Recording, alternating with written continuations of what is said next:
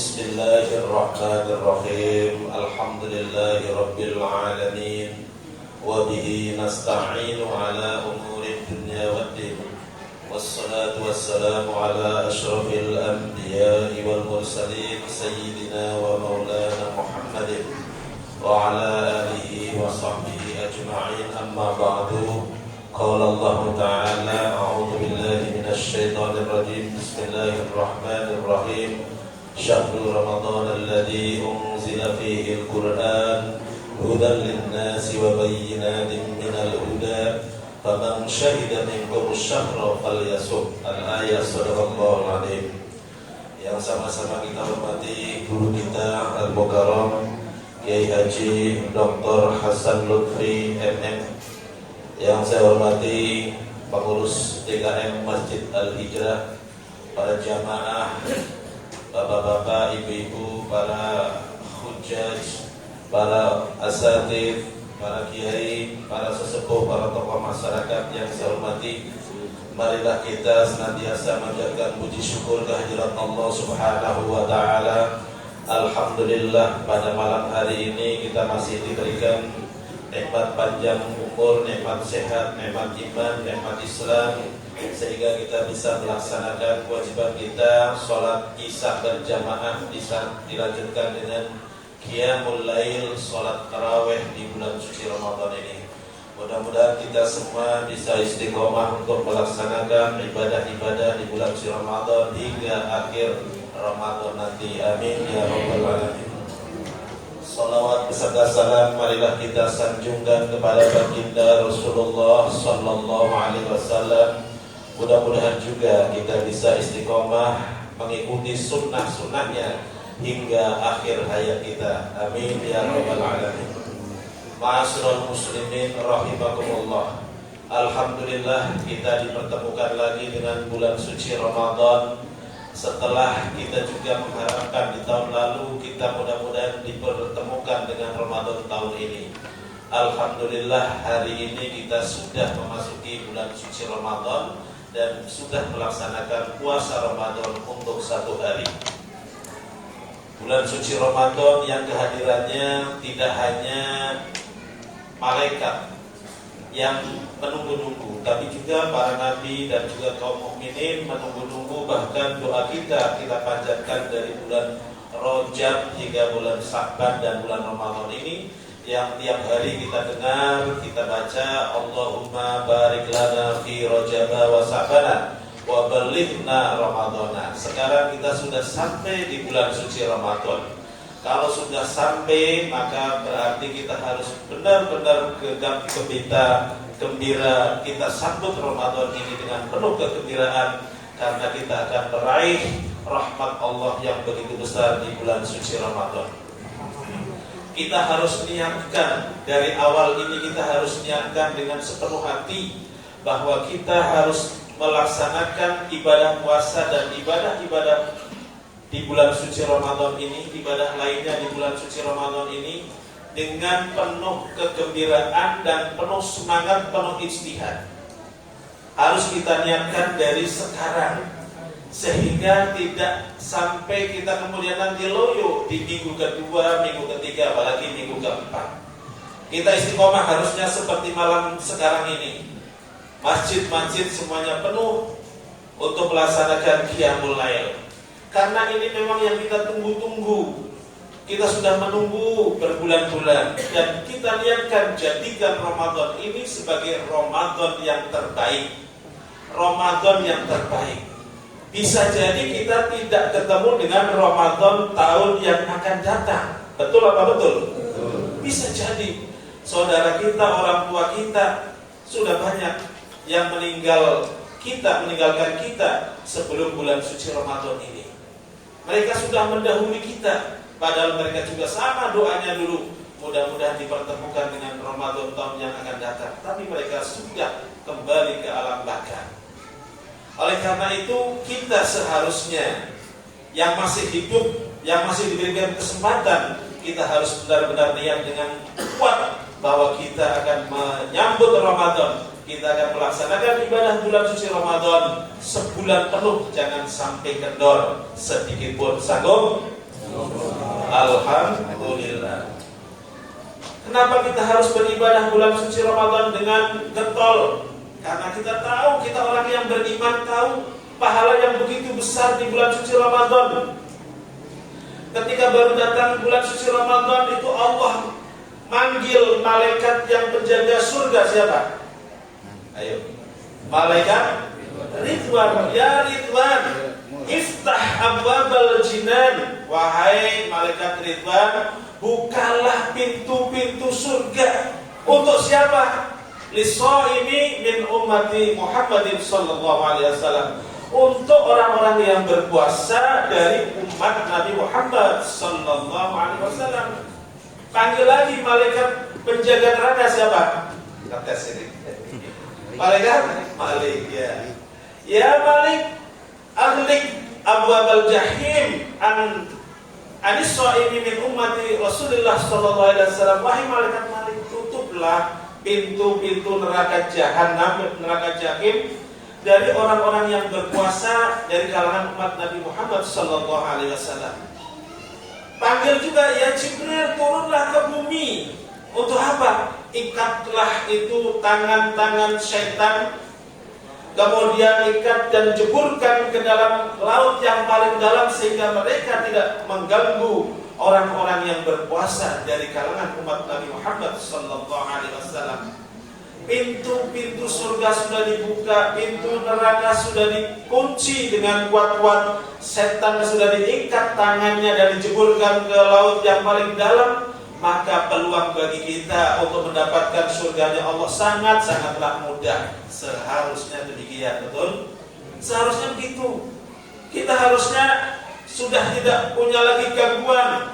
Karena banyak setan-setan sudah diikat. Tapi kenyataannya gimana? Setannya masih menggoda, masih di mana-mana, ya.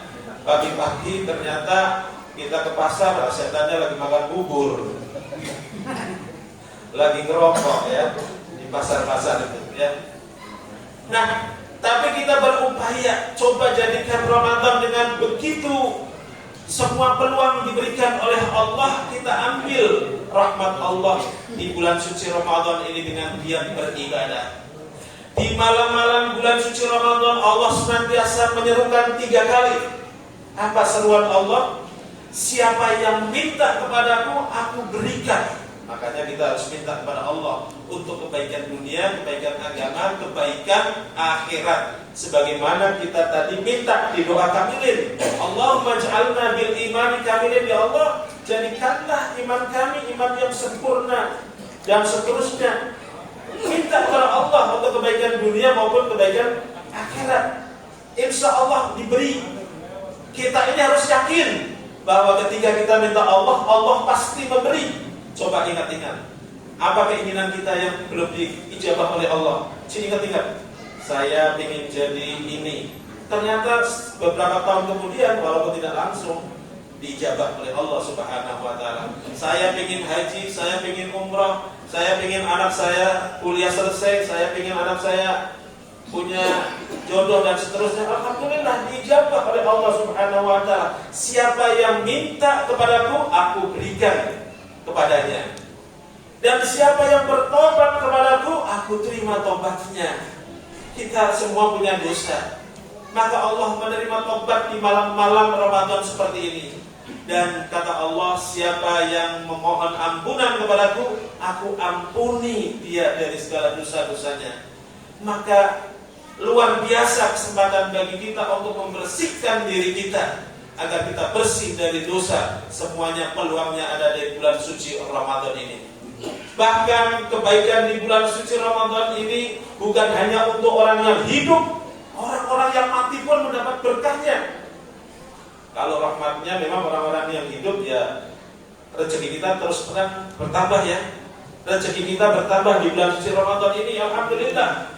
Habis maghrib atau tadi buka puasa bersama ternyata melimpah rezeki, ya, ada di masjid ini atau di masjid-masjid lain juga seperti itu.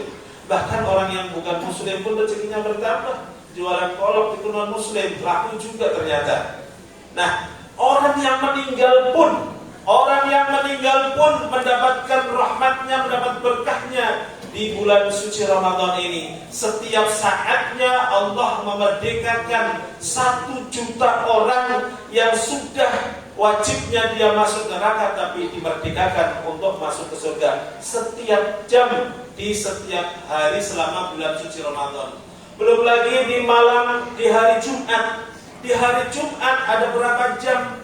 Itu setiap jamnya itu satu juta, sehingga sehari semalam 24 juta. Di akhir Ramadan nanti Allah akan memerdekakan orang-orang yang sudah seharusnya masuk neraka, tapi Allah merdekakan sebanyak orang yang terhitung dari awal hingga akhir Ramadan. Subhanallah, itulah bulan suci Ramadan yang begitu besar peluangnya, yang begitu besar rahmatnya, tidak hanya untuk orang-orang yang masih hidup, tapi juga orang-orang yang sudah mati. Terlebih di bulan suci Ramadan, ingat, ada malam yang namanya Lailatul Qadar. Inna anzalnahu fi Lailatul Qadr, wa ma adraka ma Lailatul Qadr. Lailatul Qadri khairum min alfi syahr, tanazzalul malaikatu warruhu fiha bi idzni rabbihim min kulli amr, salamun hiya hatta matla'il fajr. Ada malam Lailatul Qadar yang kebaikannya kalau kita berbuat baik di malam Lailatul Qadar itu, maka akan dilipatkan menjadi 1000 bulan, sama dengan 83 tahun. Siapa yang bisa beribadah selama sebanyak itu berturut-turut? Luar biasa. Ini kesempatan yang luar biasa. Kita dapat nggak malam Lailatul Qadar? Dapat. Guru kita Kiai Haji Ahmad Romli almarhum, mudah-mudahan Allah senantiasa merahmati dan mengampuni almarhum, itu pernah berkata, kalau kita ingin mendapatkan malam Lailatul Qadar, itu kita harus menjaring seperti menjaring ikan di dalam kolam. Ini ada kolam, ada ikannya, kolamnya nggak begitu luas, dijaring, kira-kira ikannya kena semua nggak? Kena semua, ya. Lailatul Qadar juga hanya dari tanggal 1 sampai tanggal 30 Ramadan kita jaring dengan cara beribadah bersungguh-sungguh, maka kita akan mendapatkan malam Lailatul Qadar. Lailatul Qadar tanazzalul malaikatu warruhu fiha bi idzni rabbihim min kulli amr. Itu malaikat turun bersama roh malaikat Jibril, yang dipimpin oleh malaikat Jibril turun ketika malam Lailatul Qadar sampai terbitnya fajar. Apa yang dilakukan oleh para malaikat dan malaikat Jibril? Mereka memberikan salamun hiya hatta matla'il fajr. Mereka memberikan salam, mereka musafahah dengan orang-orang yang sedang duduk, sedang berdiri, sedang sholat, sedang zikir. Kita semua disalamin oleh para malaikat, musafahah, bersalaman dengan malaikat. Cuma kita nggak berasa. Sedang kita berdiri maupun duduk, mau sedang sholat dan juga sedang berzikir. Sampai terbitnya fajar, maka ketika terbit fajar malaikat itu berkumpul dan akan kembali ke Allah, dipanggil oleh malaikat Jibril, wahai para malaikat, sini kumpul semuanya. Lalu para malaikat bertanya kepada malaikat Jibril, wahai malaikat Jibril, apa yang dilakukan Allah untuk hajat umat mukmin ini? Kata malaikat Jibril, yang diberikan Allah adalah mereka semuanya sudah dimaafkan dosa-dosanya, sudah diampuni dosa-dosanya. Hanya 4 golongan yang tidak diampuni. Kata para malaikat, siapa itu 4 golongan? Yang pertama adalah orang yang selalu membiasakan minum minuman khamar, narkoba. Tidak hanya yang minum, yang mengedarkan, yang menjadi perantara, narkoba, yang menjual, yang membeli, semuanya tidak mendapatkan ampunan dari Allah Subhanahu wa ta'ala walaupun Lailatul Qadar sudah datang. Na'udzubillah, tsumma na'udzubillah. Yang kedua adalah hukukul walidain. Durhaka kepada kedua orang tua. Na'udzubillah, tsumma na'udzubillah. Ini yang jadi anak, jangan sampai kita durhaka kepada orang tua. Ketika orang tua meminta kita, menyuruh kita, maka kita harus patuh. Disuruh sholat, disuruh belajar, disuruh membantu pekerjaannya, maka harus patuh sebagai anak. Agar kita tidak tergolong sebagai orang yang durhaka kepada kedua orang tua. Sebagai orang tua juga hati-hati. Nih sebagai orang tua, jangan sampai menjadikan anaknya durhaka. Caranya bagaimana? Itu anak kalau sering tidak mau disuruh, jangan sering-sering disuruh. Karena semakin kita sering menyuruh, dia tidak mau, berarti anak kita telah durhaka kepada orang tuanya. Kasihan. Ya udahlah, nggak usah nyuruh anak kita, nyuruh orang lain membantu yang disuruh.